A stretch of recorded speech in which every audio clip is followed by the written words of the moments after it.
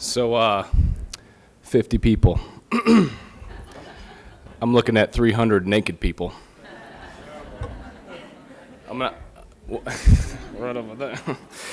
So I'm going to tell you this story about a round peg and a square hole. And so that story starts in high school, where I was a jock, played football. I got a $500 scholarship. So I decided I was going to be an artist. And when I got to my ed, I ruffled quite a few feathers. I went to the president and asked him questions about why I had to write a paper, why I needed to be in these classes and write these papers and do all these things. And he looked at me, he said, "Are you serious?" I'm like, "Yeah." And he says, "Well, I'm going to tell you this interesting story because this is how this all comes together.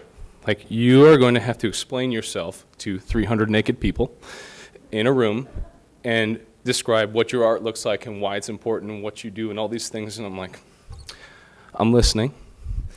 And he continues to go on this whole thing.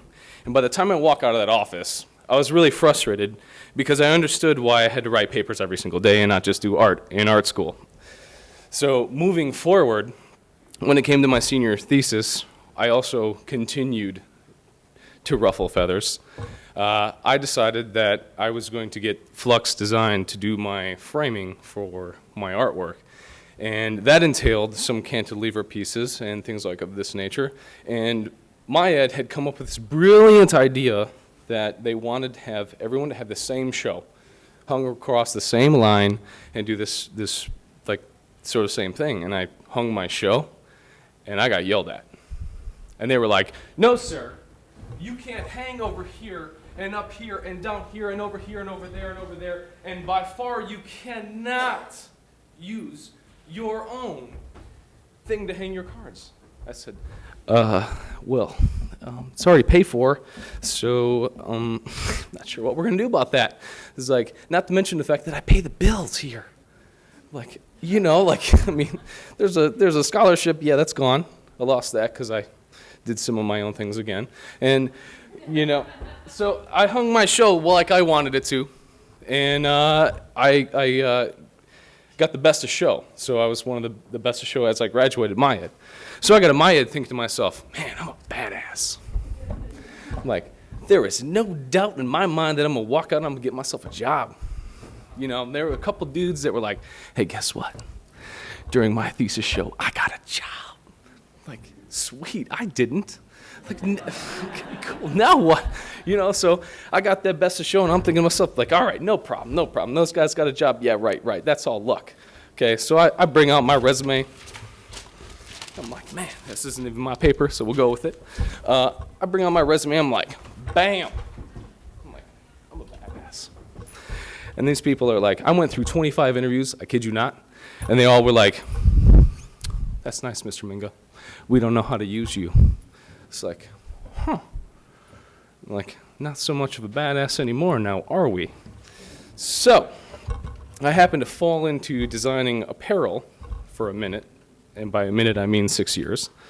And I got pretty good at it, and so you will find apparel in my studio and what have you. And that was a pretty grueling process. I came in there, I was like, all right, man, I'm going to do these fantastic things. I had these fantastic fine art ideas, these illustration ideas. I was like, man, I'm going to change the face of apparel as we know it. I thought to myself, man, apparel is like a tattoo. Apparel is an extension of the body. I'm going to make these fantastic shirts. And they were like, "Brandon, you can't do one shirt every 3 days." It's like, "Oh, well, what do you mean?" They're like, "We need you to do like 12. It's like, oh, okay. And they're like, "And by the way, if you don't speed up, we're going to fire you." It's like, ow, ouch. So I got much faster at what I did very quickly, to the point where I was doing 12 designs a day and I was running the print shop that everyone else was sending their apparel to. So that was cool, and I learned a lot of stuff. And then on top of that, I was also doing my own design on the side. Sneaking my shirts in on the press, you know.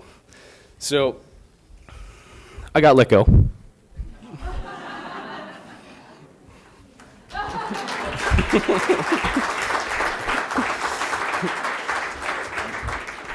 And so I went independent for a couple years, doing my own little thing, and that worked out swimmingly. So I took the whole round peg in a square hole is that I didn't fit any of that, and I didn't fit doing all these designs for other people every day, all day long as my own independent artist, because I didn't have a focus. I didn't understand what my goal was. So how do you find success if you have no goals? Like, you can't. So I went to this seminar. Well, after receiving longer contracts, so I worked at Kohler for a minute.